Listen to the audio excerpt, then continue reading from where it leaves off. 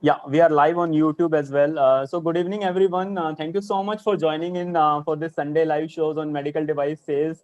I can see some of the consistent names, some of the faces are consistent on this Sunday live shows, and a lot of people are there on YouTube live as well. I could see few people on YouTube. Guys, please keep introducing yourself on the chat window. People who are there on Zoom as well as people who are there on YouTube.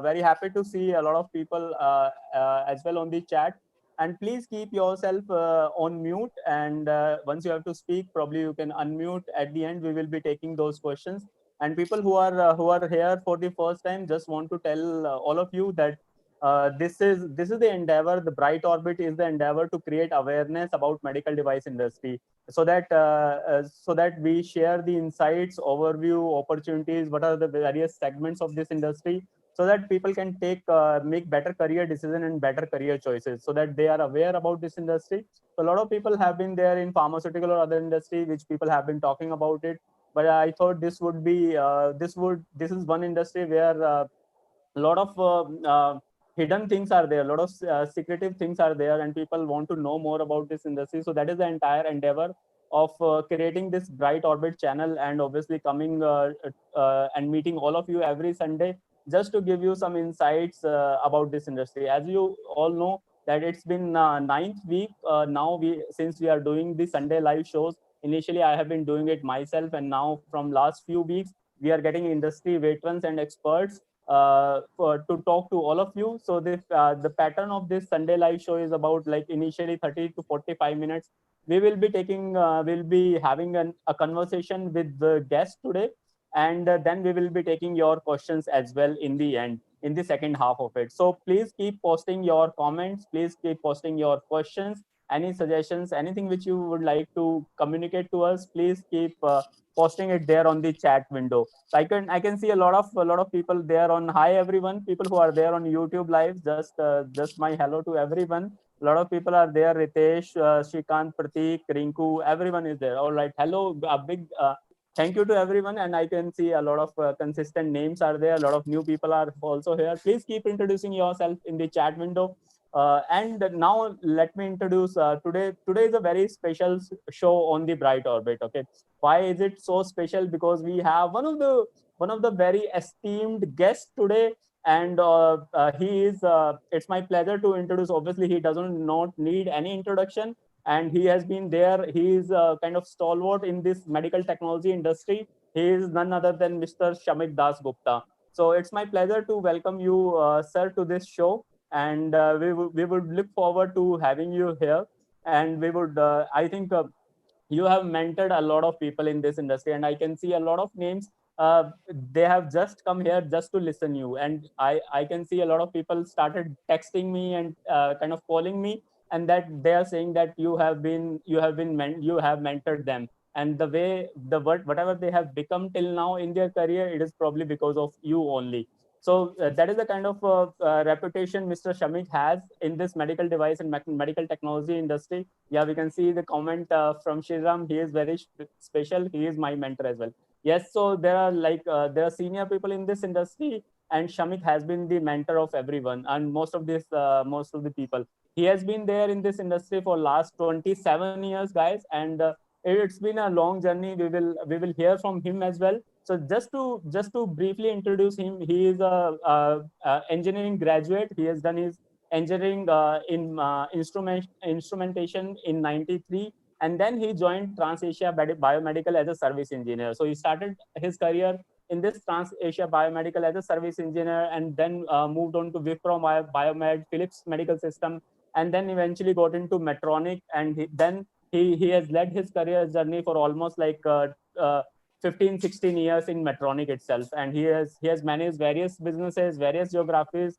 He has led CRDM business, and eventually later on he was the director of India Medtronic for CRDM, and then he moved on to ASEAN countries and managing the CRDM business. He has also been part of NAMED from Switzerland, and in the last part of his career in Medtronic, he was a vice president for cardiovascular group for South Asia and East Asian countries, and he managed almost like 450 people and across 4 different business verticals. And he has led a lot of business model innovations, a lot of one of its kind industry innovation models he has brought for, when he was working in Medtronic and other companies. So and also he has co-founded a startup as well, Avexius Healthcare, which is like in the home health solution. So without, and currently he's serving as a vice president of CryoLife Inc.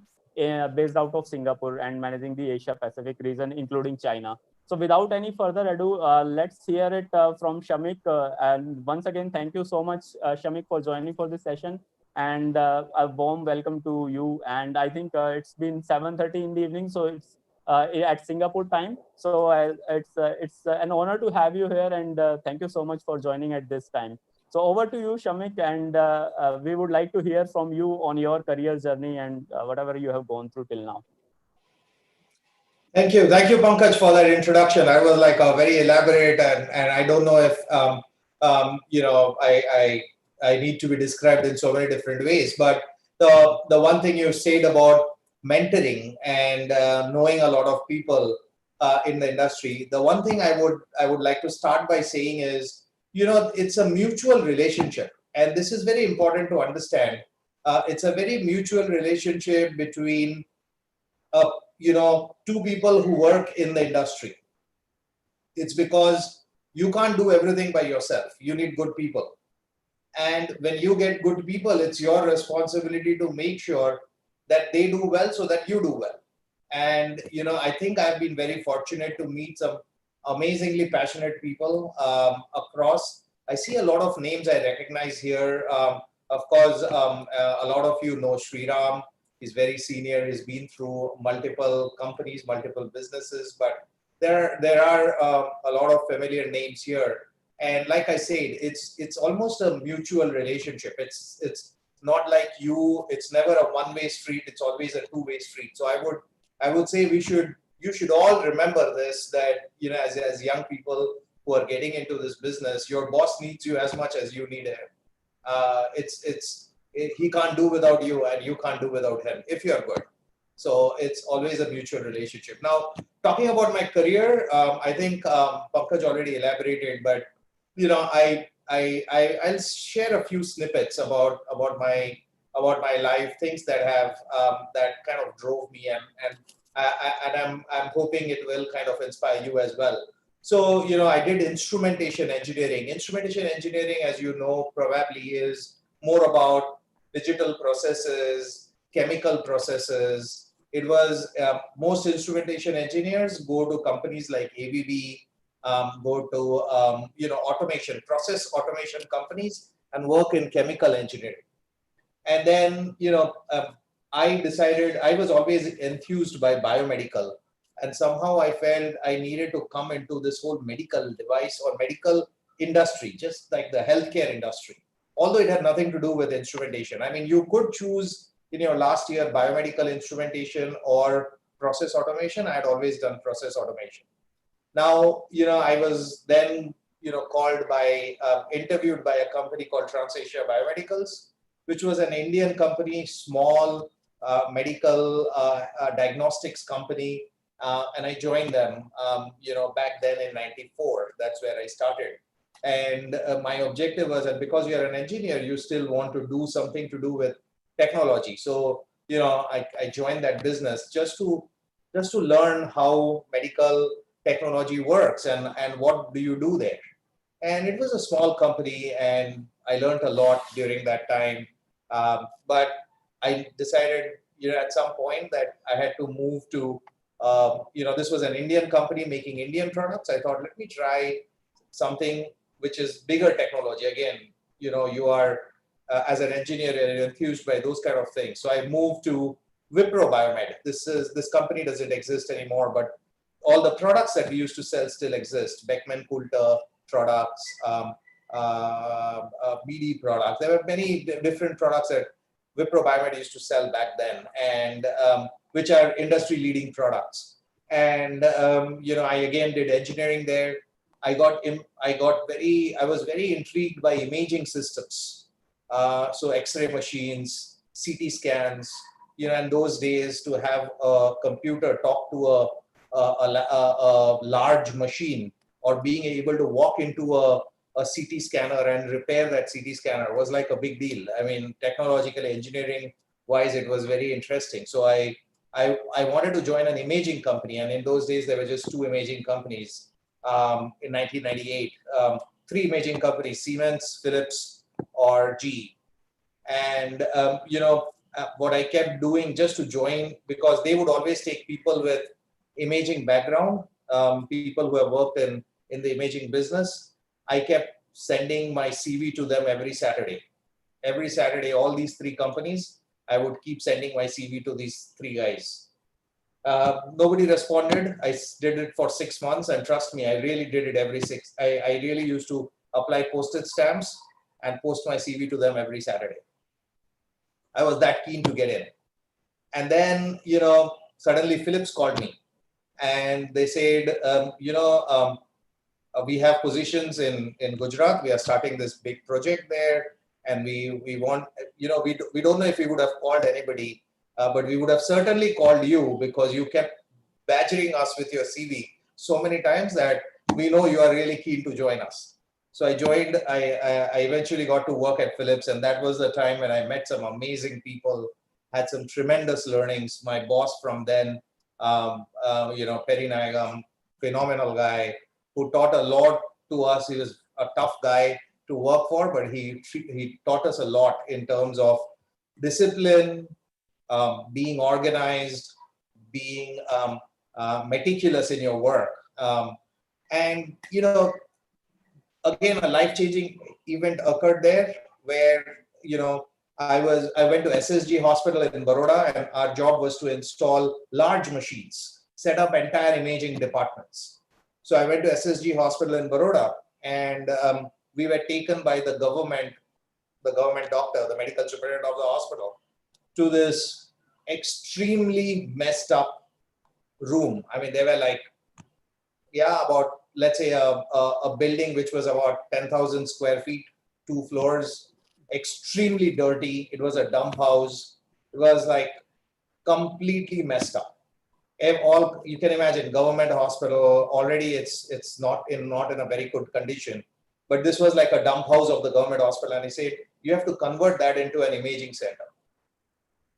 So and then the whole project starts from there. You go and coordinate with the PWD guys, Public Works Department. You have to set up designs, plans, design your machines, and how they will be located, patient flow, everything.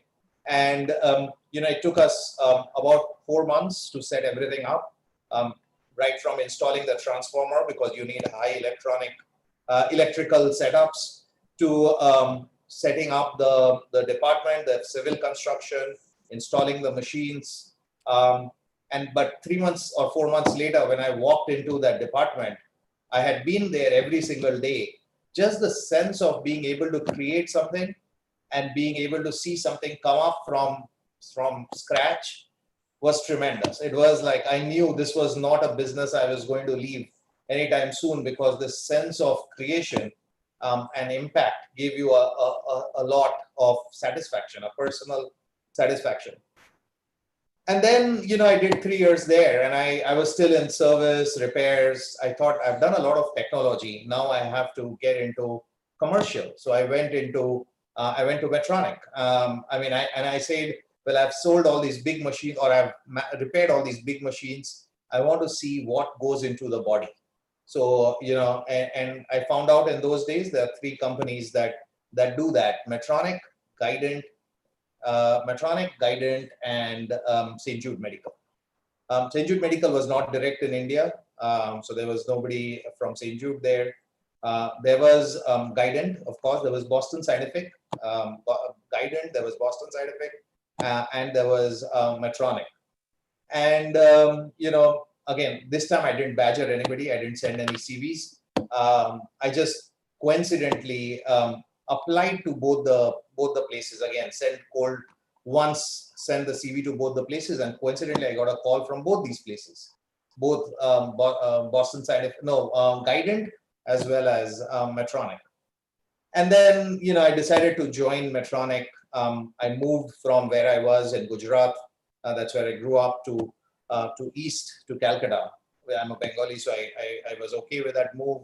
I was anyway I always knew in my career, the one thing I will do is I won't make location a hindrance. I'll move wherever they want me to move. So it's the career that is important. It's not the location. And I think that's something I would like to highlight. So if you see so far, I've said a few things. Number one, creating something from the scratch. Number two, location, being ready to move just to get the right experience. And number three is persistence. Whatever you want, you keep persisting that particular thing. So I moved to Calcutta, and I absolutely love the cardiac rhythm business. I was fortunate to have somebody called Rajesh Radhakrishnan, who many of you probably know for those of you who are from Medtronic, who trained me. I was fortunate to meet some amazing doctors out there who would get me into their labs and allow me to do implants with them. I learned the therapy inside out, and I knew just because this was a new therapy. I mean, there was pacemakers was always there, but cardiac resynchronization therapy was brand new at that time. ICDs were brand new at that time. I had the opportunity to go into the lab and learn with multiple doctors. And when I kept learning, I got more curious. I learned more about the therapy, and I realized that that's how the customers respect you, because they begin to trust you when they know that you are the one who knows the product and who knows the therapy and how that will work. So I spent that was where my journey in pacing started. I spent the next several years in pacing. I had some amazing experiences with patients, because when I saw those patients with cardiac resynchronization therapy who were NYHA class 4, meaning you can't get up from your bed, you can't even go to the toilet. And then when you have cardiac resynchronization, if everything goes well, you're just fine. You're a normal, you're leading a normal life. I would go and see those patients because that's what would give me my drive. I would go to their houses and meet them. And when you go and meet them, they are so charged up because they want to show off. So I still remember this patient who would go down the stairs and come up just to show me now he can climb stairs. So that's what kind of gave me a lot of personal drive. And then over the years, I did many things. I worked, opportunities came up. I moved several times, opportunities as in within cities, moved from Calcutta to Baroda to Mumbai with my family and my son, with my wife and my son. And from Mumbai, I moved to Singapore to manage Southeast Asia and India. And then an opportunity came up to set up a company for Medtronic, outside Medtronic, on e-commerce and remote care in Switzerland. So I went there and set it up entirely and ran it for 4 years. Came back to India, came back to Singapore again. I saw I had a very long career of 17 years at Medtronic. And then, I decided I knew I needed an Asia Pacific experience to manage, the whole Asia Pacific region. And that's why I moved to CryoLife to have a fulfilling career here and continue my journey here. So, that's kind of a synopsis. I emphasized on the first part because I thought those were some of the critical areas that I thought I would share with you so that all of you could kind of get some understanding of key elements that are needed to build the foundation of your business, of your career. Yeah, absolutely. I think thank you so much for taking us through. And I could, in the first, in your career journey, obviously we could pick up some of the few important things. I think location you mentioned, that is very important, that you don't have to be stuck with one particular location if you have to grow in your career. And obviously with persistence is the key for a long-term success. And obviously, one thing you mentioned is probably not relevant, but yes, persistent not only with when you are in the job, but even if you have to get into, for example, there are a lot of aspirants who are there who wants to get into medical device industry. Probably you can pick up from Shamik when he said that he used to send CV every Saturday. Okay, so you have to be that kind of patient. You have to be persistent. You need to be continuous with your efforts, and you will see the light at the end of the tunnel very soon. Okay. So that these are the key things. I think really there are a lot of audience also who is commenting on YouTube. So yes, guys, so you can take out this clue. And one more thing, Shamik, I want to ask you, because you have been there in this industry, medical technology, for last 27 years. Okay, there are so many industries other than medical technology as well. Okay, and you are the kind of experience you have, you can go in any other industry. So what drives you, or what makes you stay in this industry? What do you like about this industry so much that you are here for last 27 years? You see, the big thing is you are making an impact to a life. And I would urge all of you to experience this by seeing your patients. And one of my life-changing stories, and I'll share a few stories with you. I told you about that the SSG Baroda story where you created something from nothing. That was one kind of experience, but here, the whole experience about the patient, and I told you about this heart failure patient who would keep going up and down just to show off how well he is. But there was another incident I had in Bangladesh where I implanted the first CRT with Dr. Aftab Khan. Aftab Khan is an electrophysiologist in Apollo, Calcutta. We flew down to Bangladesh and implanted the first CRT. This was a very, very poor patient, very poor patient. He couldn't afford the therapy. He still managed to get some money and pay for it. And then, he was okay. He was fine. He was fixed because it was a very, very difficult situation. The NICVD lab there was not very well organized back then in 2002. Dr. Aftab went and did a phenomenal implant. The patient did very, very well. The patient kept calling me, once in 6 months. And then unfortunately he was very well. He went back to normal life. Everything went well. But in a couple of years, he developed an infection. And I don't know why he had that infection, but he had an infection. Generally, an infection doesn't take so long to come up, but he had an infection. And I wish I could have helped him, but I was in no position back then to help beyond a certain point. He passed away eventually. And 5 years later, I mean, he did tell me at that point, hey, can you give me a refund for my device, because I have borrowed money and got this device. And I could not, because I was a regional manager at Medtronic. I did not have the powers to write off a device or say that, hey, I'll refund money after 3 years to a patient. So he was no more. And, so on one side, I saw a patient who had fixed first implant, who became okay. He was just fine. Everything was great. And then, he passed away suddenly, and his family was left in the lurch. And if you see, this is the corollary of our business. You save lives. But in our country, in India, you also are, in some way causing economic disparity to that, economic challenge to that patient. And that's when I felt like, you have to help address these patients. You have to find solutions for people like this, because this can't happen. I mean, a poor patient is as much, has as much right to receive the therapy, but it should not be such that his therapy comes at the cost of being poor or becoming poorer for the rest of his life. And that's when, I eventually, really worked with a group of external consultants to create a loan program for people who can benefit from such devices. Spent a lot of time in driving that, convincing internal people at Medtronic to build that kind of a loan program, to give loans to patients so that they could benefit at very, very low interest, so that they could benefit from this. But eventually, of course, due to many reasons, the loan program did not succeed in the country. Not that there was bad debt. They were paying back on time.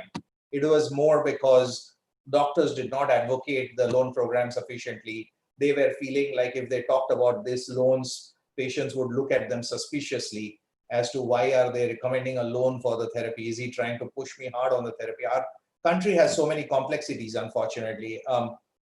India and South Asia. But This is something that has kept me going, which is the impact on the patient and the impact on how you can make and an impact on the society through this. And I think that passion still continues. I still sell products that make a huge impact on a patient's life. And that's what drives me, how to make these products available across the region. I mean, even if you go to Australia and New Zealand, even in New Zealand, they need path-breaking therapies. They want innovation, they want new therapies, and you want to make it available to patients there. And I think if you are constantly putting this, being connected to the patient and putting this at the forefront about how you can make a difference, I think that's where you will, that will give you the passion and the energy to keep working in this business. Yeah, absolutely right. I can also relate to it totally. People who are working in medtech industry, they all can, I think, relate to it, and impact, making an impact on the patient's lives and the overall society is probably the ultimate thing which keeps all of us going. And I also could relate to, because I have also briefly worked for Medtronic, and I think that was your brainchild of project called Healthy Heart for All. So I have also faced all those challenges, like doctor was not able to convince, or he did not wanted to ask patient to take a loan. But still, in the country like India, where affordability is a major challenge to access and afford these kind of devices, I think these kind of programs really help and make an impact in the overall society. So that's great. And moving on from here, since you started your career as an engineer, and now you are managing the Asia Pacific, so I'm sure a lot of people would like to hear what is your success mantra? How you have grown so much in your career, which probably a lot of other people could not do it. Or if there are young aspirants, I'm sure they want to grow in their career to probably the level which you have grown. So what is your success mantra for these people? Yeah, I mean, you see, firstly, remember that you can you can do anything, literally. I mean, if you hear the story of somebody called Omar Ishraq, who is the CEO of Medtronic. He was born in Burdwan, which is North Bengal, went to Bangladesh, and from Bangladesh, he went on to become the CEO of a global company like Medtronic. He went on to become he's now the president of the board for Intel and Medtronic, which is huge, right? I mean, if you want, and if you have the energy and the passion, you can do anything. But early on in my career, few people told me a few things, but when I brought it all together, I realized that it all meant the same thing. They were all saying the same thing. So I kind of put this slide together so that I could share with you. I mean, and I'm sharing my screen right now. Can you guys see my screen? Yeah, we can see your screen. Yes. So this is what somebody I kind of attribute this to John Luke, because John Luke was one of my mentors. John Luke Butel, he's a very senior medtech executive. But a lot of people have said this to me in many different ways, and I have said this a few times already to you guys during the course of the last 25 minutes. But I want to kind of succinctly put it to you. Here is what I think is essential for you for success. First is know your products better than your customers know them. And you have to know your product so well, because remember, in this business, the doctor also knows your product. I mean, not your product, but the therapy, the disease. And in this business, many people make the mistake of just knowing the product and not the disease. So you have to know the disease and the therapy better than your customer knows them. A cardiologist or a neurologist or a spine surgeon knows the whole spectrum, knows the whole disease and the device and the therapy. You need to know your area of specialization probably better than him, because then he will count on you. I think, to me, this, a lot of people tell you this, but this is very critical for everybody to understand. And you can do this by getting into the operations, getting into labs, being with them while the therapy is being delivered, understanding, being a part of this whole therapy delivery process. And a lot of people make this mistake. They go to the OPD and come back to sell. That's not how you sell. You have to sell by being with the customer together in the OT, in the labs, actually delivering the therapy with him. So number one is that. Number two, you have to know your customer very, very well. You have to know your customer better than your competitor knows them. And again, very, very critical, because the customer has these nuances. There are things that he likes. There are things that we always tend to always think, oh, the customer, he is just looking for personal benefit. No, that's a very wrong perception. Each customer has a different need. It's you that you have to make sure you understand him and you're giving him that particular need, or fulfilling that particular need that that you have, that he has. So know your customers better than your competition knows them. So, your competition will also know your customer, but if you know your customer better than they know the customer, you're going to be beating them at it. And number three, don't underestimate it, but know your competition better than they know you.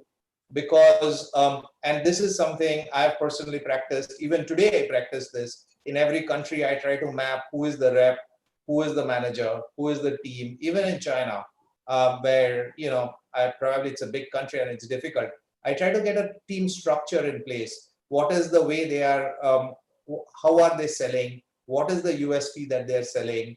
What is their strategy? If you are able to figure this out, to know what the competition is doing, and where their weak spots are, what their strong points are, you will know how to beat them. And I think this three, if you are able, and again, different people at different times will tell you this thing. It's just that I put it up in a way so that it's easy to understand. They all say the same thing. I'm not saying anything new here. It's just that it's easy to remember this when you have laid it out like this. That's what I found. So I've kind of laid it out for you. And I mean every word here. Try to do everything just this way. Absolutely, absolutely. I think this is one of the kind of, I can say, the wisdom pearls. And for any sales job, or especially in medical technology industry, if you are there and if you have to become a successful salesperson or successful a professional, yes, these are there is nothing beyond this probably. Yes, it's important to know your products better than your customer. It's important to know your customer better than your competition, and obviously to know your competition better than they know you. So I think there is nothing can get better than this probably. Shamik, thank you so much for sharing this with the all the people. Guys, what do you think about these 3 points? Please share your views on the chat box so that we know what do you think about these points. And if you think anything else is also important, or what if you have practiced in your career so far, please share your experiences as well in the chat window. So now moving on from here, Shamik, there are a lot of young people, and especially people who are there from pharmaceutical industry or other backgrounds. So they are aspiring to get themselves into this medical device industry or medical technology industry. So what would be your advice to these people who are aspiring to get into this industry, or people like who are already working in this industry? So first thing that I would tell everybody is, I know it. I mean, at least back then, I mean, like 20 years back or 15 years back, when I used to work in like right in the forefront, which is be in the OPD, be out with customers. Medical device reps would be very few, and they almost had easy access to the doctor's chamber. That's what the pharma teams thought, but that's not always true. But yeah, I'm just telling you that there was always this inclination to think that the medical device rep has it easier than the pharma rep. But what I would suggest is, you should not be necessarily driven by the fact that you just want to be there because it looks like a more interesting job, or you have more access or whatever. Really, you have to be driven by what you're selling. And it doesn't matter whether you're selling pharma or whether you're selling medtech. You just have to remember that what you are selling, is this making an impact? Is this where your heart is? Is this what you love doing? And if you are driven by that, if you are driven, I told you a little while back, and maybe I'll use a slide to make my point here. um, you know um, so if I put this together, don't think about selling a product, sell the therapy. It could be a pharma therapy, for all you know. With COVID, no medical device can work. It's the drugs which will make the difference. If you see today's large companies, several pharma companies are way bigger than the medtech companies. The technology that pharma makes is probably far more complex than the medtech therapies, or the medtech technologies. In many cases, I'm not saying one is better than the other. I'm saying, think about your product, whatever you're selling. Think of it like a therapy, and suddenly you will see a world opens up for you. You could be selling a very basic formulation, or you could be selling a very complex stent graft, or a valve, or a neuromodulation device, very complex products. But end of the day, remember, you're treating patients, you're giving a therapy. And if you are able to understand the whole therapy and feel passionate about it, about the impact that you are creating, that's the place where you should be. So I would urge all of you to not think about just the product. Think about the therapy. Think about what you are solving, the disease that you are treating, the impact that you are creating. And if your heart is in what you're doing, continue doing it. If you find something else that is very attractive, go there and do it, because that's what should drive you. There are people who sell these generic drugs, and you may not be driven by the therapy there, because you're just selling normal blood pressure reducing drugs or whatever. But then in that case, you also have a purpose. So that was the other area that I wanted to talk about, which is, don't look at your targets as just targets. Convert it into a purpose, and that purpose could be treating a patient, or growing a business and making money for yourself, making money for the shareholders, making money for the organization, becoming number one in the field. Your purpose could be anything. It could be about treating patients, like I have been saying for a lot of times during this time, or your purpose could be being the number one player in the market, being the biggest revenue holder in the market, having having a successful company that has 10,000 people employed in India, or 50,000 people employed in India. That could be your purpose. But have a purpose. Don't think just products or targets. Doesn't matter whether you are in medtech or pharma, or even selling generic drugs. All that matters is, are you enjoying doing what you're doing? And number two, are you doing it with a purpose in mind, with a goal in mind? And if you are able to do these two things, that's what will make you happy, and that's what matters end of the day. Absolutely right. I think this is absolutely right. I can also probably relate to it, and many people can think of it. It's not, you should know why you want to get into medical device industry, and it's not that you cannot do well in pharmaceutical industry, or you cannot have a purpose for yourself. But it is extremely important to whatever you are doing, make sure that you have the bigger purpose in life for you to keep motivating yourself, and so that you are driven every single day when you step your foot in the field. Okay, so thank you so much, Shamik, for sharing this. I think this is another wonderful slide, and I think from moving from product to therapy, and from targets to purpose, it is extremely important for you to kind of staying there in the game for a long period of time. Otherwise, if you are thinking about only product or only about targets, obviously you cannot be there in this industry for long, and then you will keep thinking about other options, and probably you may be kind of not liking this industry, or not liking your job, That's what happens with most of the people if you're not driven by a higher purpose. Thank you so much, Shamik, for sharing this. And I would like to shift gears a little bit here, and I want to understand, since you have experience of different countries, different businesses in medical technology field. So what changes do you see nowadays in the healthcare and especially medtech field, and how probably they can impact our lives, be it sales folks or people who are there in other functions, how it can impact our lives going forward? Yeah, I mean, the first change that has happened, and this I'll keep. I mean, there is a more complex answer to this, and there is also a simple. There is some basic stuff that all of you need to know. So I think there is a. I want to cover both of this aspects. The basic stuff is, a lot of you probably are wondering that. Well, I'm telling you, know the therapy, be in the lab, be in the OT, be with the customer while he's delivering the therapy, but a lot of hospitals have stopped access to the hospitals and the labs, and they don't let you do it. And with COVID, even more. But even before COVID, you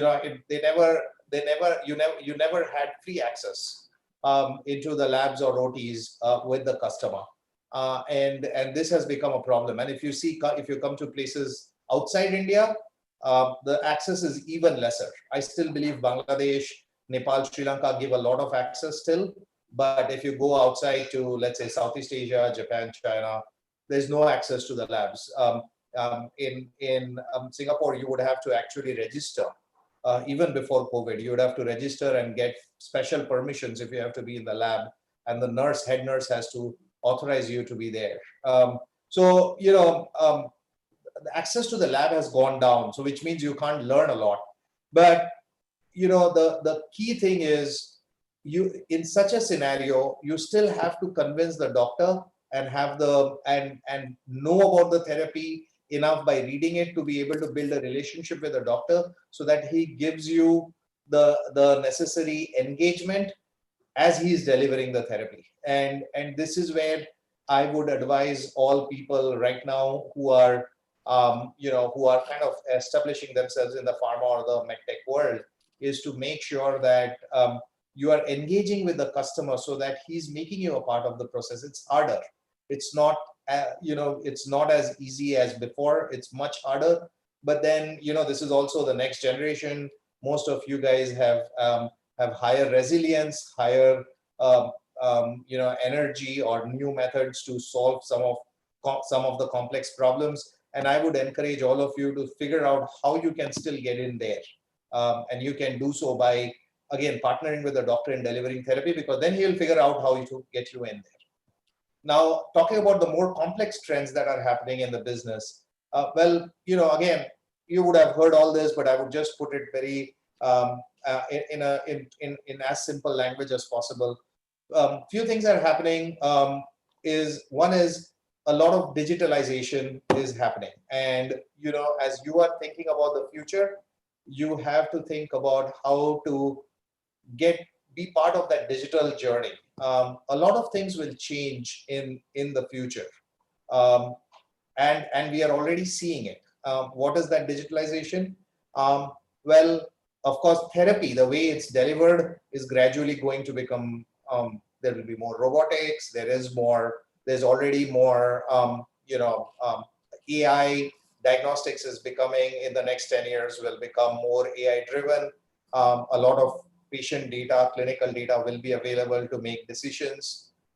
In fact, this other startup that we run, and that Rajiv Das is the CEO for, he's working on creating similar kind of database decision making and database health scores. But that's what will happen in the future. So if you are looking for new companies to join for, I wouldn't say go from pharma or medtech. Figure out companies that are doing digitalization. Figure out companies that are driving wellness, because data will ensure, or digital data will ensure, that patients stay out of the hospital. And if you can find a company that's doing that stuff, that's the place to be. Those days of, at some point pharma was glamorous, then medtech was glamorous, at some time imaging was glamorous. I think this is the new glamour. This is where you have to be headed. in your careers as young people who are in the 25 to 30 or 35 age bracket. Number two, of course, is miniaturization. So there, everything is becoming smaller and smaller.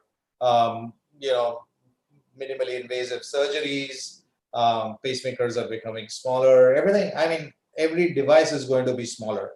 So if you really want to be in medtech, then figure out how to get into a company that's selling technologies that are becoming smaller and minimally access kind of products. So, and again, you have to find those next generation companies that are doing that kind of stuff. So, you know, that's where the future is. The last piece is remote care, and this has evolved tremendously. It's jumped with COVID. This is going to be the other big thing, which is the result of digitalization as well. A lot of care will be remote, and this is also another place that you need to be, which is how to get into some form of remote management of patients. Remote selling, I mean, this will become, inside sales is already going up dramatically. This will become the future as well. As more and more data comes in with CRM. Companies will not want to send reps to the hospital. Reps will not be allowed into the hospital by doctors or by hospital management, because one, distraction for the doctors, and also because of the COVID infection. In fact, the COVID infection may become a reason for the hospitals to say, hey, let's control the entry of reps into the hospital. So inside sales, telephone-based selling, social media-based selling, data-based selling, these kind of things will be the future. So, you know, I would say, instead of thinking therapy, instead of thinking medtech, pharma, think, you know, what's coming up next, which are broadly the things I mentioned, things around wellness, prevention, miniaturization, database diagnosis, the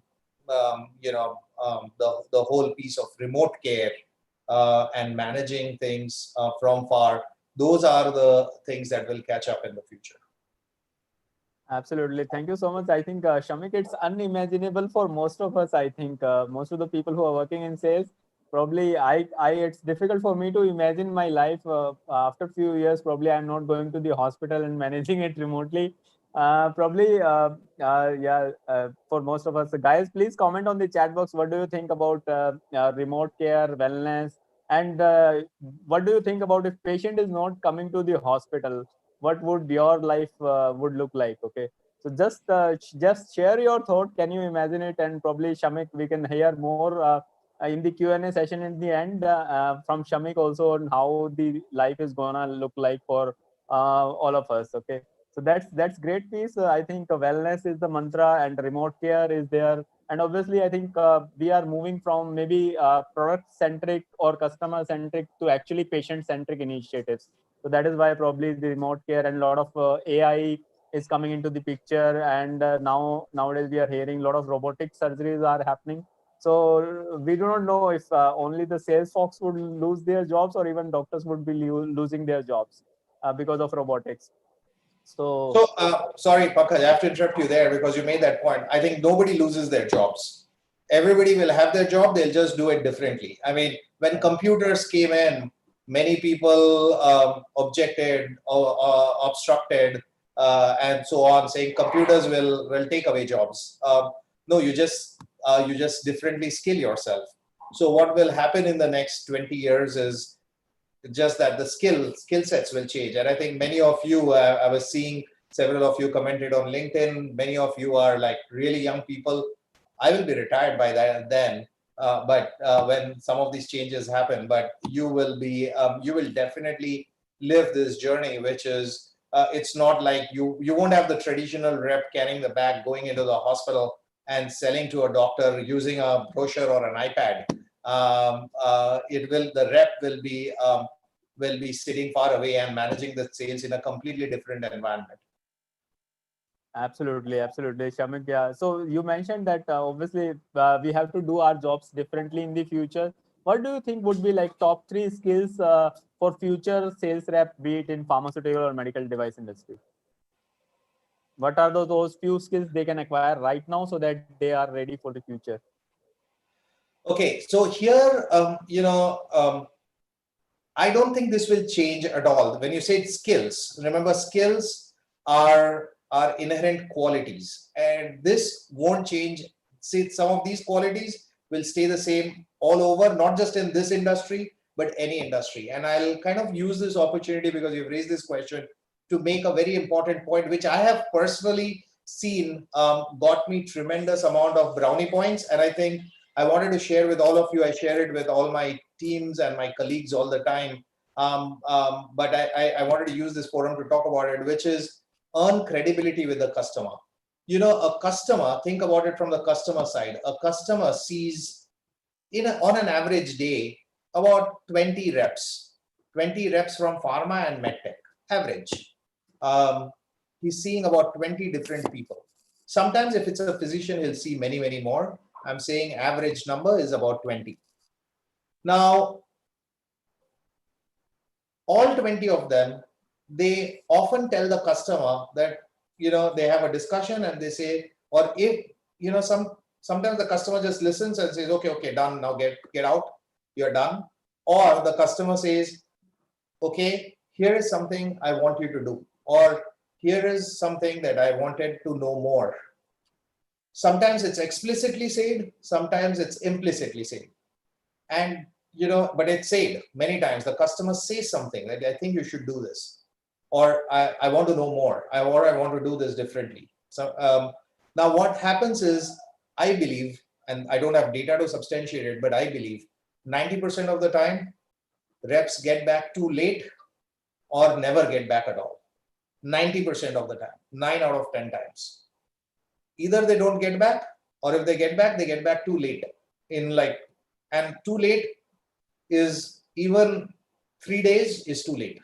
When a customer has asked for something, you should have it for him in the next 2 hours. That's how you have to think.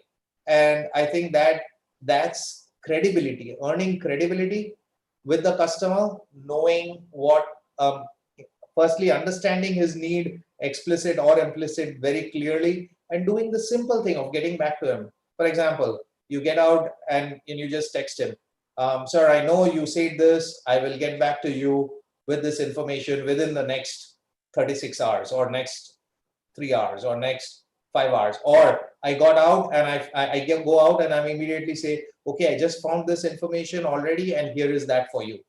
Already what you have done is he's elevated you in his mind as the credible guy, because the other 19 that he met on that day did not do this.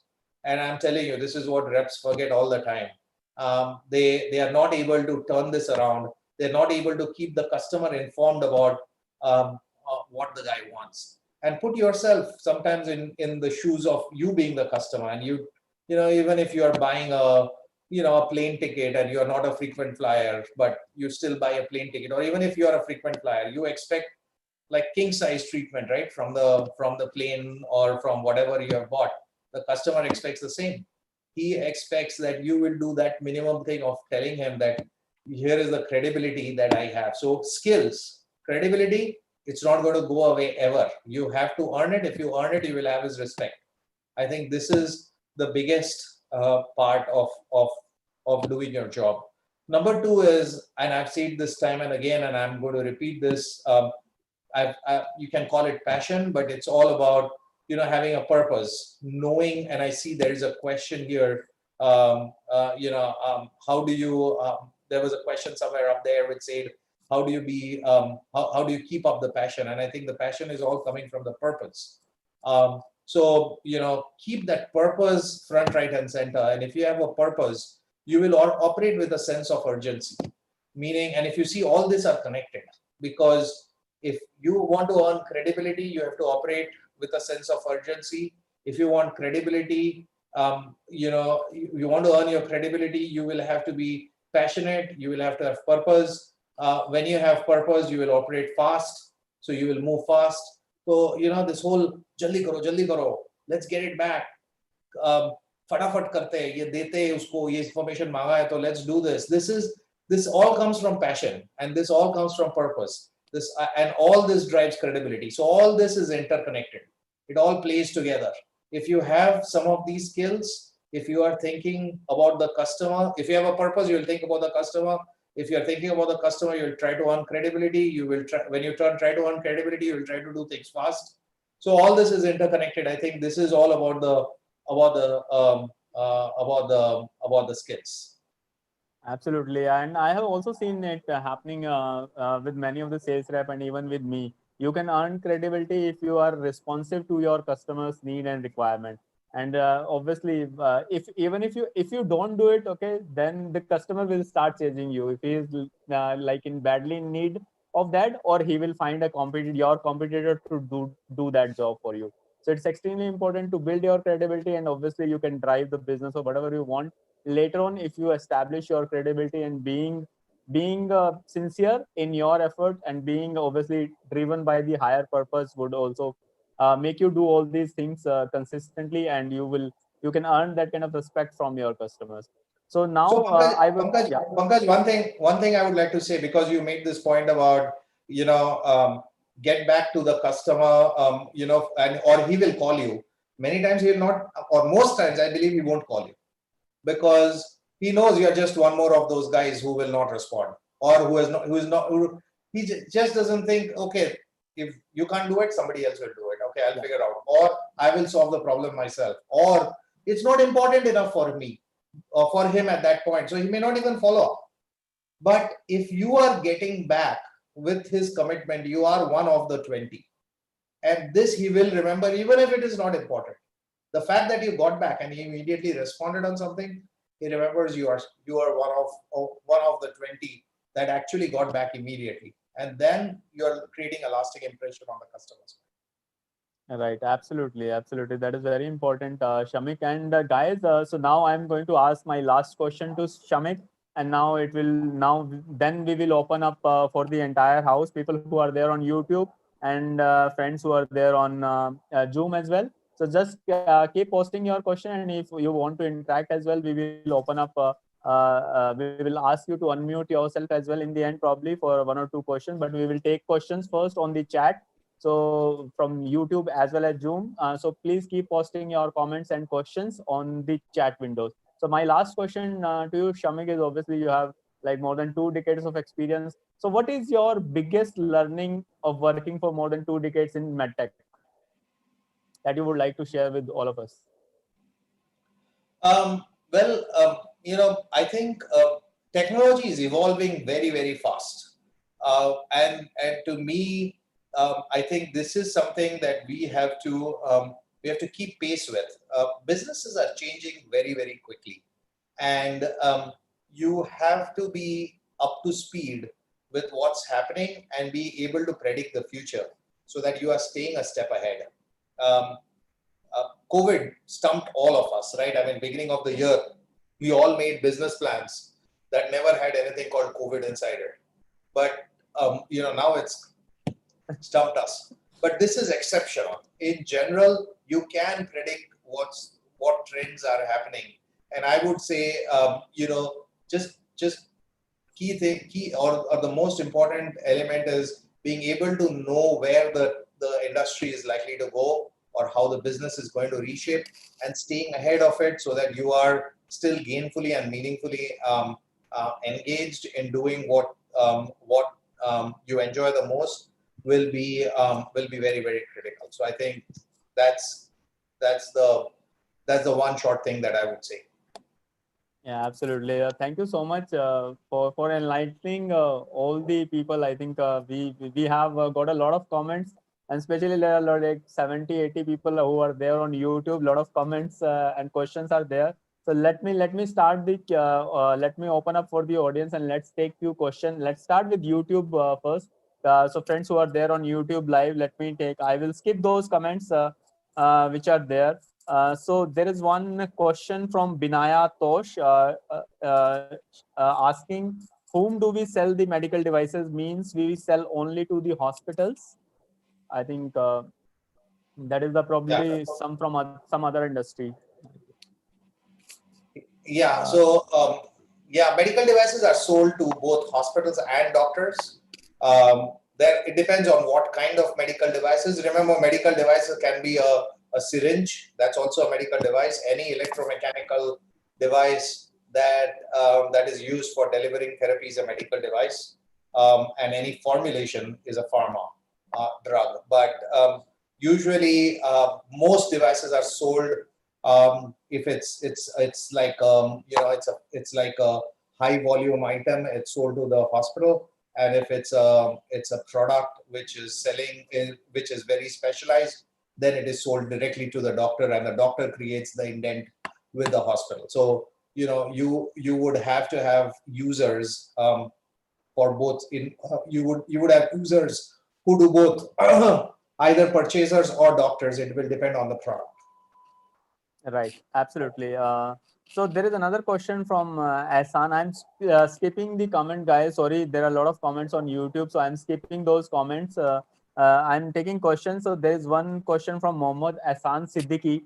So he's saying that uh, uh, since there is a lot of instability in device industry because of COVID, companies are firing people or there are job cuts as well. So how soon do you think this is going to be normal, and what are the possibilities of people to get into devices who do not have device experience? Okay. I wish I had a crystal ball to say when this will be over.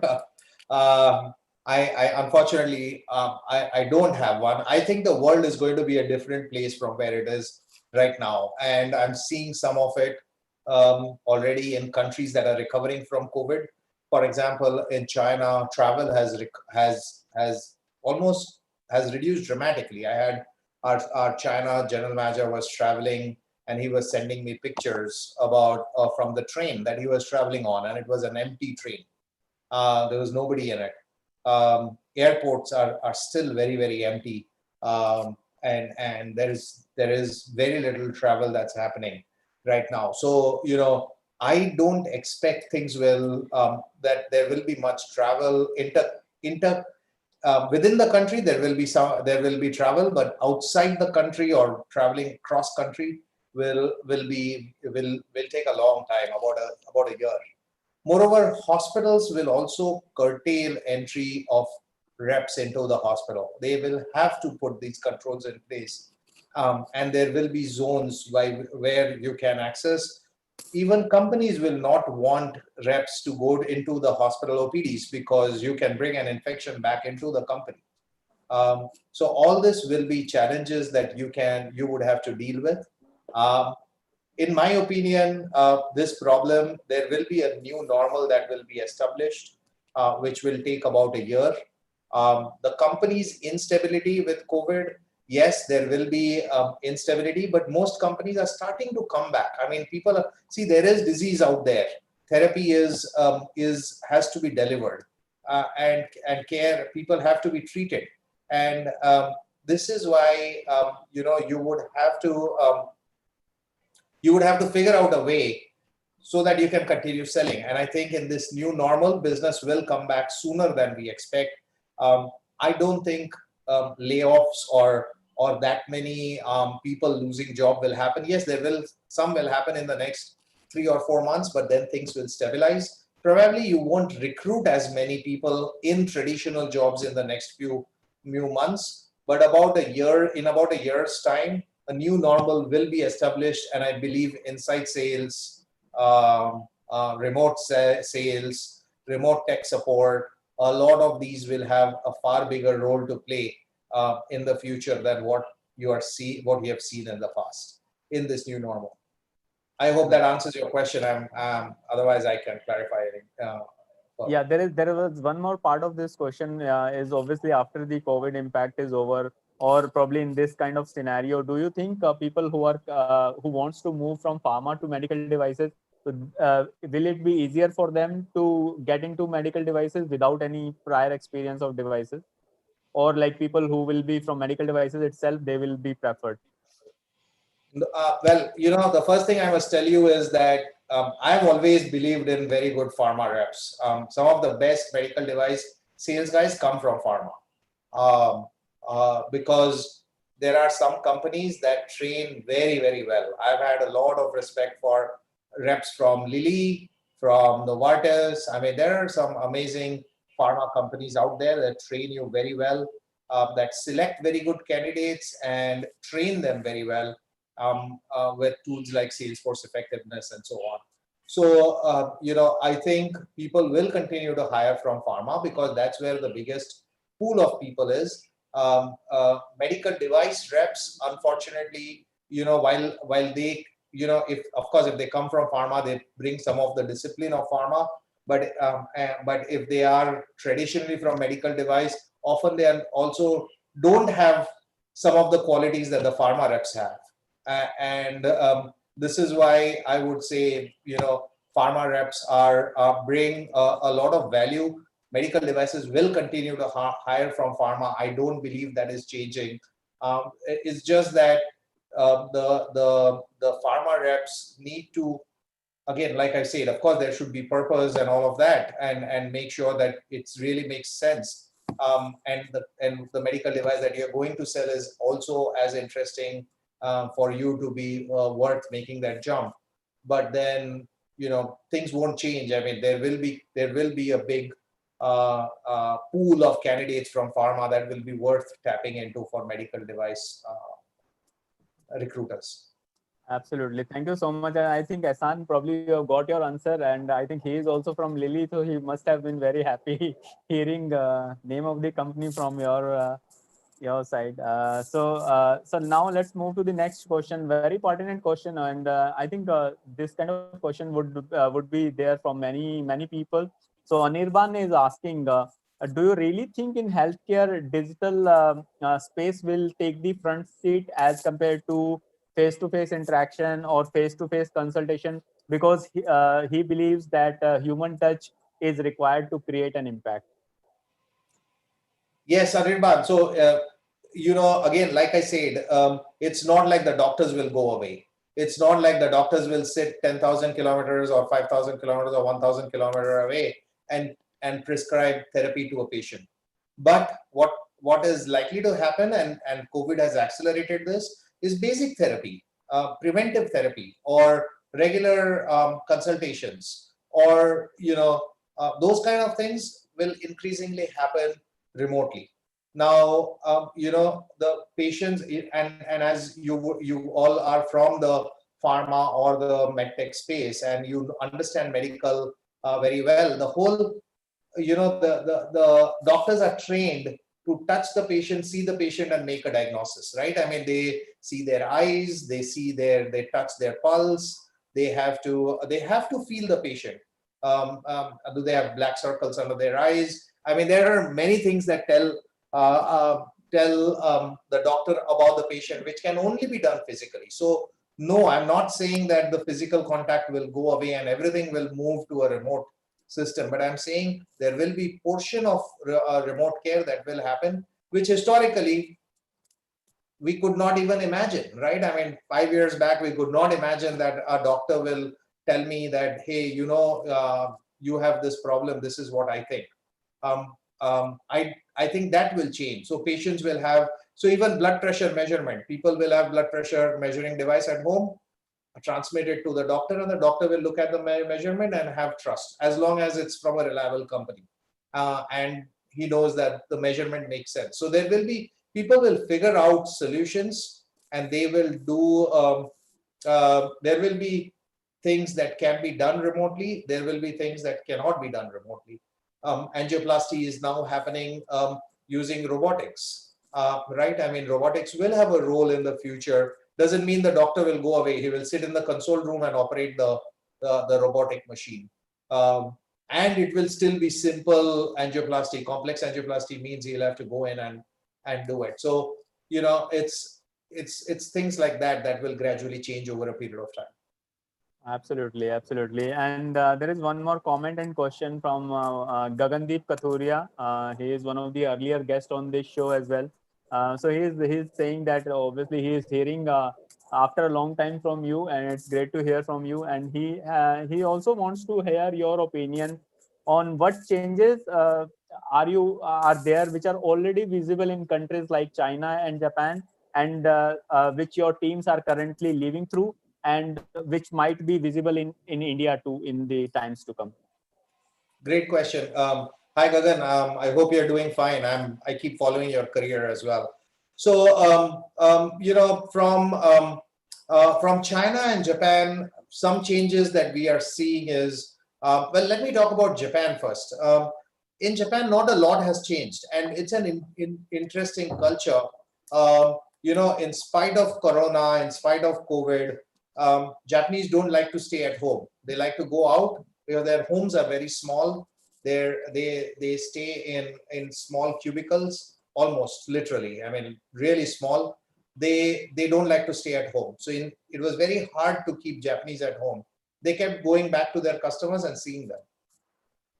My experience with Japan is that it's an incredibly clinical country. So meaning selling there is extremely clinical, which is, you have to know your product inside out before you are sitting in front of the customer. The rep makes sure he knows the product inside out before he's sitting in front of the customer. Extremely clinically driven. It's incredible how they operate. From about knowing the product and being very well prepared before entering into the customer. Nothing has changed in Japan.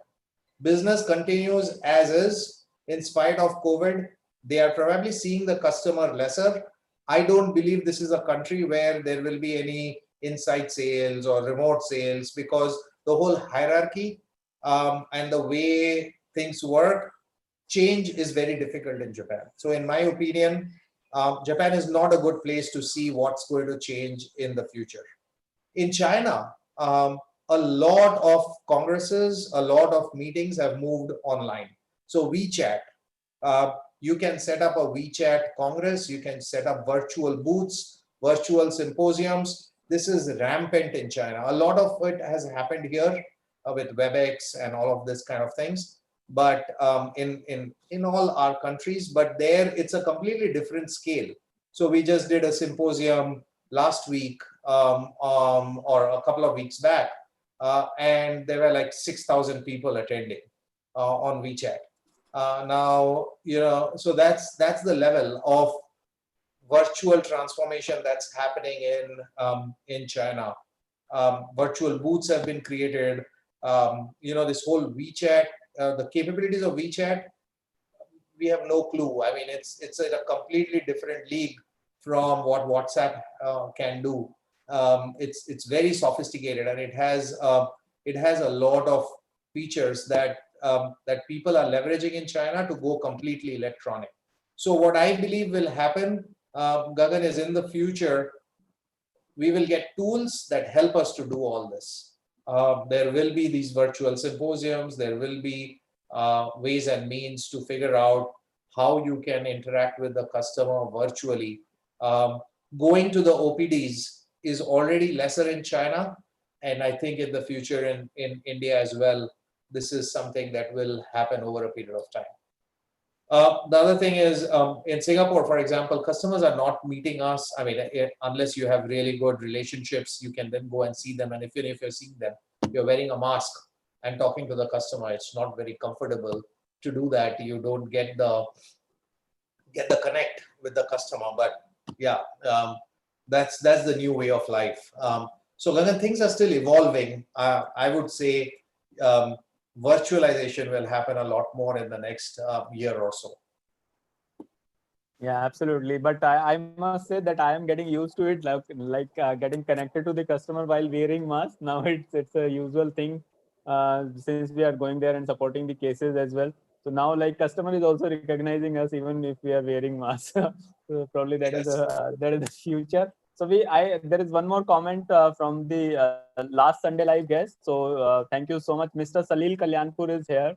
So he has he has one comment. Let me read out this. So he is saying, great points made, Shamik. It's been 9 years since I heard you last. So your thoughts will have given youngsters a lot to chew on. Yeah, thank you so much, Salil, for being here. Hi, Salil. How are you? Yeah, so he's also there on YouTube. A lot of people are there on YouTube. So there is one more.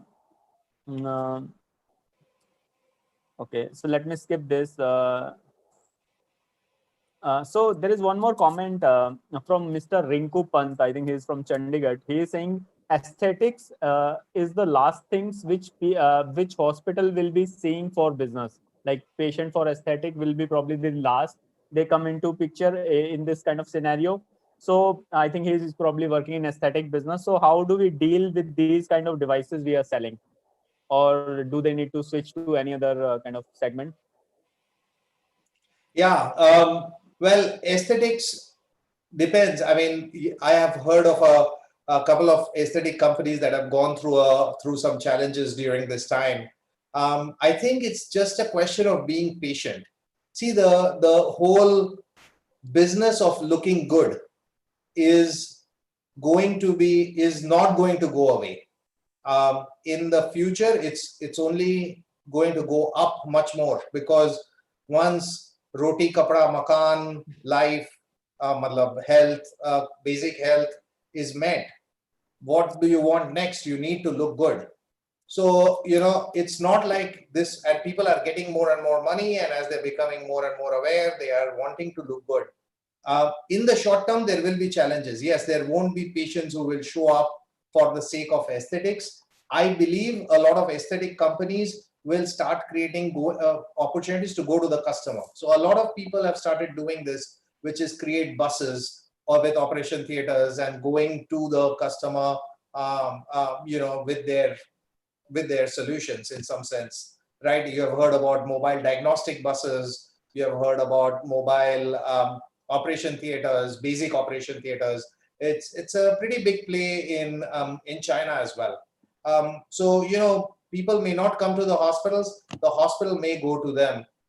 This is what I expect. But again, this is a great business to be in as well. You probably know, orthodont. I mean, as in the whole dentistry business, Yeah. particularly about alignment and getting your teeth to look good, is important. There are lots of aesthetic companies that are doing very well in several countries around the world, particularly the more developed markets. China is a big aesthetic market just because people are waking up to the awareness of needing to look good. Thailand is, of course, a well-known, established big market. So I would say it's a great market to be. I think your management will, over a period of time, figure out how to give solutions so that they can get to the patient in a period over a period of time. They'll figure this out. Right, absolutely.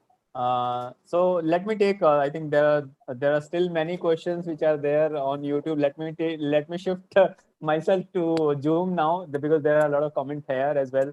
So there is one comment from Dipanjan. So he's saying that he has not only mentored me, but he had mentored a lot of young aspirants to develop new businesses. Mr. Dasgupta inspires us to dream more, learn more, do more, and become more. Uh, so Hi, that is there Dipanjan. from Dipanjan. Yeah. So there is one question from Mr. Abhishek Nair on Zoom. So he's asking, sir, what are the top three things that motivate you to be passionate? Considering the Asia Pac region, how does India fare in terms of the medical device sales force compared to other countries like knowledge, communication skills in all these parameters? Well, passionate, I think I've answered that a little bit during the different comments that I made earlier. I mean, it's all about the purpose, the therapy, being able to make an impact. Those are things that you have to get a big kick out of. Again, I can share a small story about this small kid whose mother required a cryolife valve. She's from Mumbai, and she reached out. Somebody in her company. She probably is. Her husband is somebody very famous in Mittal Steel. So they reached out to me in a very matter of fact way, saying that, hey, you know what, I want this valve, figure out how to get it. I mean, we sell special cryopreserved tissue valves. These are human tissue valves, so very special products. I didn't respond to the Mittal Steel guy, but this mother then called me, and I figured out how to get her child the valve. because we were not selling in India. It was a very special case. She built a relationship with me. Eventually, the child did not need the valve, but the relationship that we built like 2 years back with that lady, I've not met her. She's not met me, but we just keep texting each other regularly. I mean, she keeps updating about her child's progress, and she's extremely grateful to the fact that we at least tried to make the product available for her. That itself, I mean, that the amount of goodwill that you get by working in this business, I think that's the biggest, the ability to make an impact. That's what drives you. We just acquired a new company in CryoLife. It's very novel technology. And I was speaking to a doctor in New Zealand, and, he said, these are for type A dissections. He says type A dissection patients, 50% die in 48 hours. And if you can make this available for my patients, I'll make sure I'll move heaven and hell in New Zealand to make the product, get you product entry, regulatory, and hospital listing and all of that into the lab, into the hospital, into the operation room. So, that's how much they care about what they want to do. And if you can be a part of what of that journey, I think that drives the biggest passion and energy for us. You had another part of that question. What was that? Can you repeat that? So the question is regarding the Indian sales force compared to the counterparts in China or other countries. In terms of their skill set, in terms of their kind of other experiences and so on and so forth. Okay, that's a very, very difficult question. You see, different cultures bring different kinds of people. So, the Japanese, I already told you, are very clinical, very, very, very clinical. They ask you questions that drive me crazy. I'm an Indian. I'm trained to figure out on the go. So, humko jugaad aata hai, right? We know jugaad. They don't do any jugaad. They go prepared, extremely well prepared. The Singapore or most of the other countries, I think the big difference with the Indians is that they are very punctual. They're very well prepared and meticulous. Punctuality is a huge thing outside, and in India, I think this is something we can all improve upon. It's very easy to say, sir, traffic jam mein fas gaya, sir, aa gaya, bas aa gaya, pahunch gaya sir, aa gaya, abhi gate pe ho. So, that is something I think is very different. Culturally, I think it's almost acceptable in our country, but I think it should not be. But that being said, the Indian rep is the most driven and the most committed. Like, doing a sales call at 1 a.m. in the night or 11:30 in the night or 7:30 in the night is no problem. Waiting for the customer for 4 hours in the OPD, no problem. The rep will do it.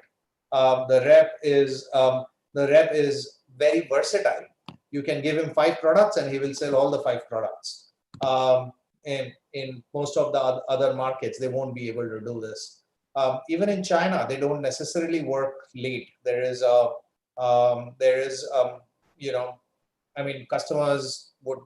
Late means you go to dinners or whatever. It's not like you're there in the OPD and you're waiting outside for the customer. There are many such customers who just work late and then you have to meet them late. I still remember Gurpreet Wander in Ludhiana or Shubhodatta. I mean, these were people whom you just had to wait very late to meet. And the Ahmedabad guy, Samir Dani, I've met him at 2:30 in the night, 2:30 a.m.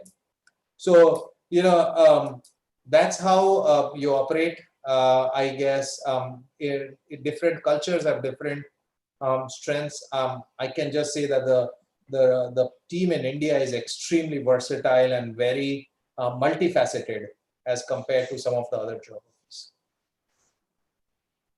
Right. So there is you talked about Jugaad, and there is an interesting question. I think the name is pretty interesting. On YouTube Live, there is one person name is Jugaad Wala. So let me ask his question. I think the question is serious. So he wants to ask, what will be the impact of COVID in cloud-based equipment in medical devices? Is it good or very good? It's excellent. That's the future. I mean, there will be a lot of so Jugadwala is in the right place if he's already in the cloud-based space, because that's where the future is. Cloud solutions, storing the data, of course, um, within the confidentiality norms and PDPA guidelines. I think that's an excellent space to be. And then, of course, once the data is there, there'll be a lot more computing in that area that will happen, which will throw up insights and learnings, and that's what you will do over a period of time. Right, right. Thank you so much. There is one more question from Madhav Jamalpure. He is asking about the effect of price control on medtech industry by various government bodies. So we have seen like price capping happening on stents, orthopedic, hip and knee joints, and then probably many more in the stores. So what would be the impact on the jobs, or will it affect jobs, especially in sales, because of pricing pressure? Um, I don't think so. I don't think so that price control in stents has impacted any sales job. If at all, total volume of stents have gone up. Um, 2017, if I remember correctly, there were 5.5 lakhs stents in India, and I think today there are like 8.5 lakh stents or something of that sort. Roughly, I'm just telling you. I Yeah. didn't look at the last IBC Intervention Council data, but I think that's the range. Who has benefited from this? The Indian companies tremendously. They have grown a lot through their uh, through this process, and there are many reasons for this. But they have benefited tremendously through this. But also the patient has benefited, right? I mean, in some sense, because now the cost of angioplasty has gone down dramatically. You don't have some of the crazy prices that one had to pay in the past. Uh, is price control the right thing to do? Now, this, while you need some way of the government did it in a little bit of a let's call it in a ham-handed way, in the sense that just going and capping prices meant innovation was cut off from the country. So we'll probably see the impact in 5 years, where the latest stents won't be available in the country. It will still People will still want to sell old stents as much as possible. But I don't think the quantum will go down. There could be other ways of doing it. Volumes will continue to go up. Do I expect widespread price control? I don't think that will happen. That will be a big violation of the WTO guidelines and free trade guidelines. So widespread price control won't happen. Yes, selectively, the government had a sense of purpose. They wanted to send some message to the industry. They sent it. They already kind of, I think they also are realizing the positives and negatives of it. I don't think this will be widespread. What has been done is done. There may be some liberties, like you probably heard Merrill's bioabsorbable stent got approved again and so on. But there will be some changes that they will make, but I don't think this will be wide, and I don't think this will cause job cuts per se. Right, absolutely. Thank you so much for that question. Let me take another question from Zoom now, and then we'll do the turns back to YouTube. So there is one question from Dipanjan. He's saying that you had mentioned that businesses are changing and technology is changing rapidly. So now in the mid of pandemic, what do you think are the biggest vulnerability the medtech industry will be facing in coming 6 months, and what solution do you recommend? Well, the big thing is the commercial models will have to change. The business model has to change. Um, Number one, the companies, the most of the hospitals will not invest in capital equipment. Right? They will say, well, procedure nahi hai, procedure volumes are not as much. Why invest in capital equipment? They would want us to kind of cut down. They would not want to invest more in capital equipment. So that's an industry that's likely to take some heat. But then, of course, most capital equipment sellers are also selling ventilators and things like that, which will continue to have its space. Although that's also, there's going to be oversupply at some point on that as well. But overall, I think one hit will be in the capital equipment space. The other is non emergency procedure or elective procedures will get pushed out because patients won't want to come. Hospitals won't want to do it because they are seeing COVID as a very lucrative option to treat and a more impactful option to treat in the shorter term. So they will treat more COVID patients. So yes, there will be some short-term impact. I think most companies have the capability to go through this period, but over a period of time, this is going to stabilize. Elective procedures have to be done sooner or later. It can't be postponed indefinitely. So there will be a lot of things will come back. But what will change are things that I've mentioned in the past. For sure, there will be more and more virtualization of the whole commercial selling process, and this is something that we'll have to come to terms with. Absolutely right. So thank you so much, Shamik. There is another question with regards to virtuality only. So Ritesh is asking on YouTube, he's saying that in India, people have a tendency to forget things very easily. So do you think virtual meeting will remain post-COVID as well? Yes, great question again.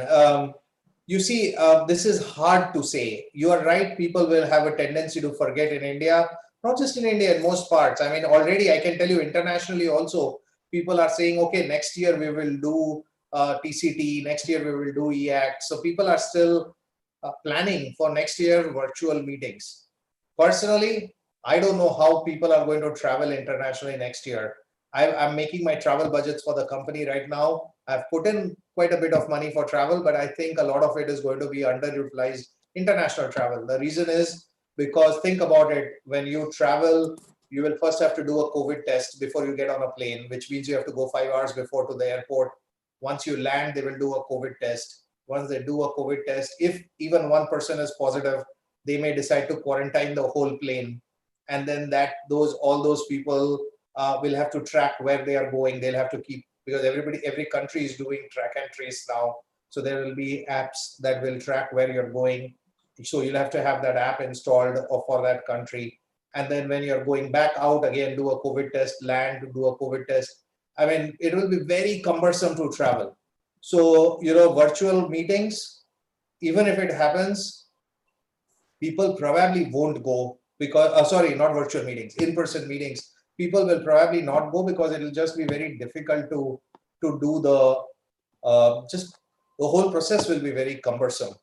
So I think it will be some time more before in-person meetings come back. You cannot deny that in-person meetings, the whole networking opportunity, getting to meet people, getting to physically see something and see somebody is incredible. It is not going away, but it is not coming back very soon. So it will come back, but it will take some time before it comes back. Right, absolutely. So let me take one more question from Ajay. You can take a sip of water, okay, Shamik. I think you have been speaking since last 1.5 hours continuously. So if you want to have a kind of 1 minute break, that also can be done. It's okay. It's okay. Yeah. Okay. Uh, so let me take another question. The question is from Ajay Utekar. So he is asking, how would you differentiate selling of pharma versus medical devices? Is it like target multi-stakeholders in hospital, which is not there probably in case of pharma? Well, firstly, I cannot say that I am an expert in pharma selling because I've never sold a pharma product. So, but I think pharma reps have to be far more rigorous and disciplined and more, the word is, they just have to be more persistent than the medical device reps in general. So selling pharma, if you're selling commodity drugs, of course, if you're selling like the latest innovation in pharmaceuticals, the latest, I mean, something that's going to change medical practice. The doctor wants you and is kind of head over heels trying to bring you in. But but otherwise, pharma selling is just in general a tad bit more complex than the medical device selling, particularly if you're selling commodity drugs, generic drugs, drugs that are like me too. So I would say I would actually say the pharma reps have a tougher time. In medical device, you would use the stakeholder has always been the doctor. Pharma, it has always been the doctor. Of late, purchasers have had a bigger role. Not just off late meaning for the last 4 or 5 years. Purchasers have a pretty big role, but still doctors have a very critical role in this as well. So I think you know pharma is there's not a lot of difference. In fact, I think the pharma reps are probably have a tougher time selling. And like I said, I have a lot of respect for the pharma reps and for the work that they do, because they bring in a lot more discipline and rigor than sometimes the medtech reps do. Right, absolutely. So there is one question from Mayur. Let me take this. I think he is working in diabetes and selling pharma drugs probably. He's saying, sir, I'm dealing in diabetes portfolio. So any opportunity for me in medical devices, or is it like medical device companies need candidate only from cardiac origin?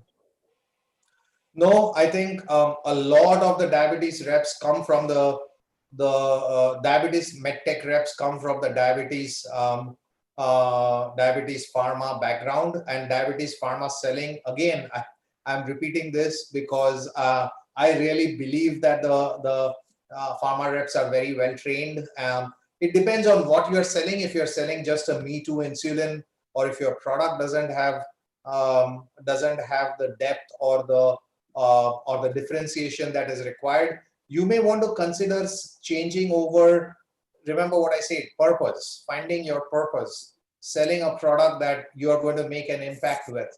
And it doesn't have to be in medtech. I mean, I can tell you medtech selling of glucose insulin pumps, the diabetes reps at Medtronic had a very, very tough time. In fact, they would come in and they would be, they would then say, okay, now I'm here. I am better off going and selling a spine product or a stent, because just the selling of that pump, the CGMS or the continuous glucose monitoring system or the diabetes pump is very, very hard as well, because you have to do a lot of things that you don't have to do as a pharma rep. So I would say it all depends on what you like to do. You could be finding a very complex product, in medtech, but doesn't have that great impact, or you could have some great formulation that makes a big impact. Doesn't matter. Find the product where you find your purpose. Right. I think now we are at the end of the questions. So people who are there at Zoom, Shriram, Shiva, if you want to unmute yourself, you can ask or you can comment. And I would like to thank you, Shriram, for arranging Shamik for all of us. If you're still there, Shriram, you can unmute and probably you can comment.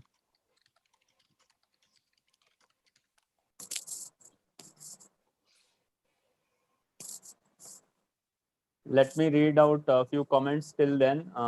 So Sudhir Mirajkar is saying, dear Shamik, it's great to hear you are an inspiration and motivation to a lot of people in this industry. Another comment, great luck. Sudhir is a motivation for me as well. Sudhir is one of the best sales guys I've ever met. So yeah, Sudhir, Sharon, you can unmute yourself now, I believe.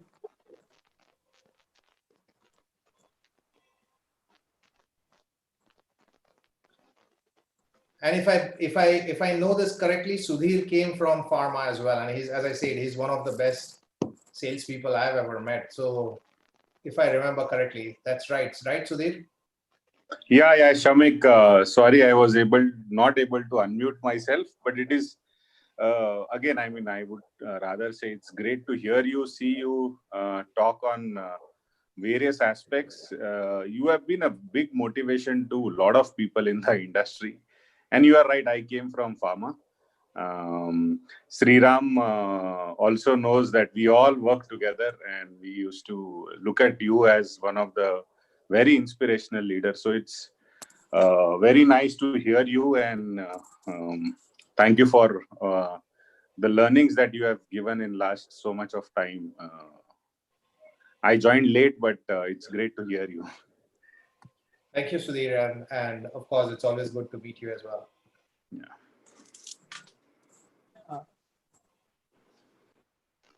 Yeah, Shriram, I believe you can unmute yourself now.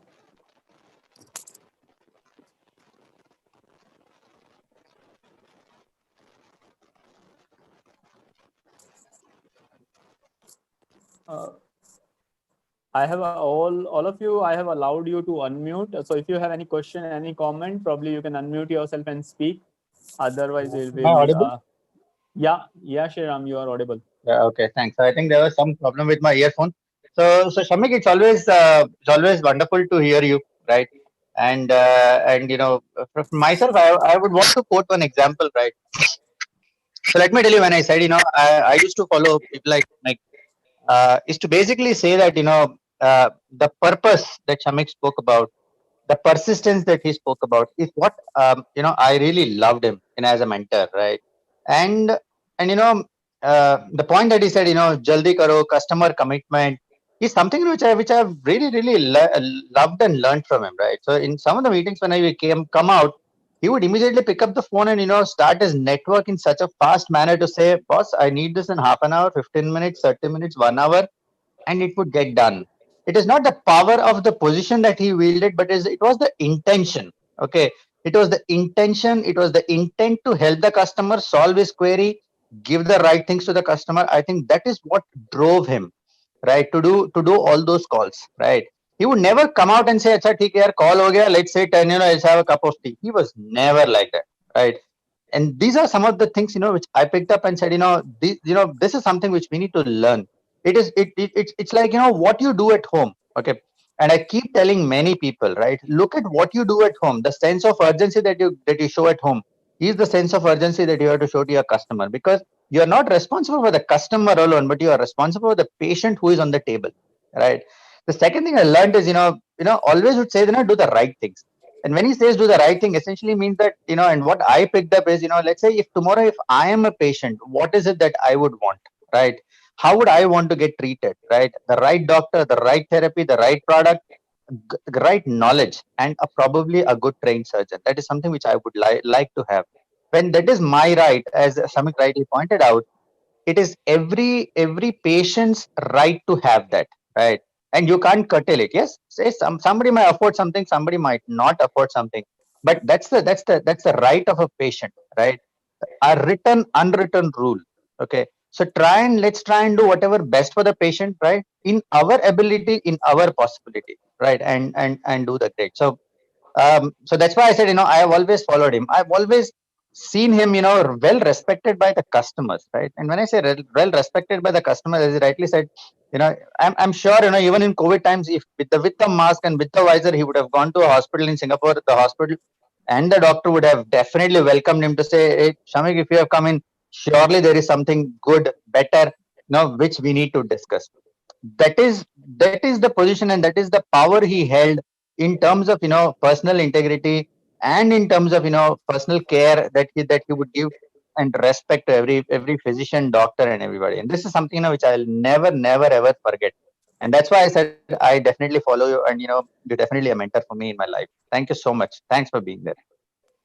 Thank you, Sriram. That's a lot that you have said, but yeah, as I've said, it's mutual, right? You can't do anything if you don't have good people around you.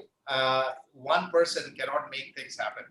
You need the best people around you, and these are the people with whom you together make a difference. And I think this is something that I've been fortunate to have, and you know, just just combined with the purpose, with a platform, I think you can all get there.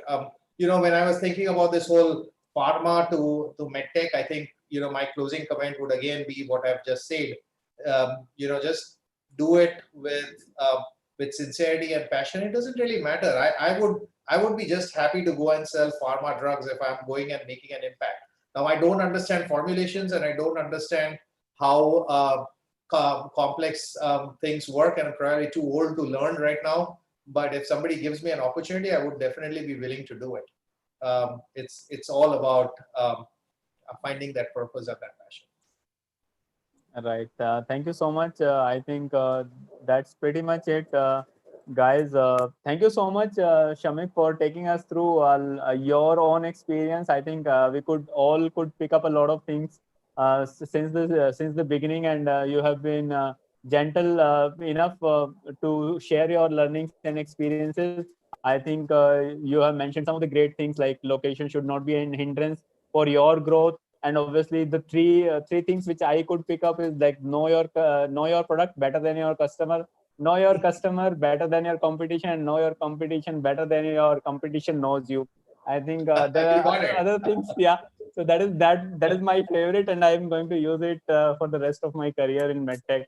Apart from this, obviously, rather than looking at targets, obviously we sales folks always look at targets.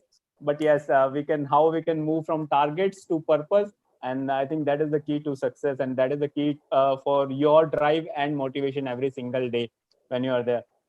Thank you so much for spending so much time. I think it's been more than 9 o'clock in the evening at Singapore. So thank you so much for being there. I guess probably you have skipped your dinner as well, or we have held you from your dinner and probably your family. Thank you so much for giving all your time, and thank you so much, guys, for all of you for joining in.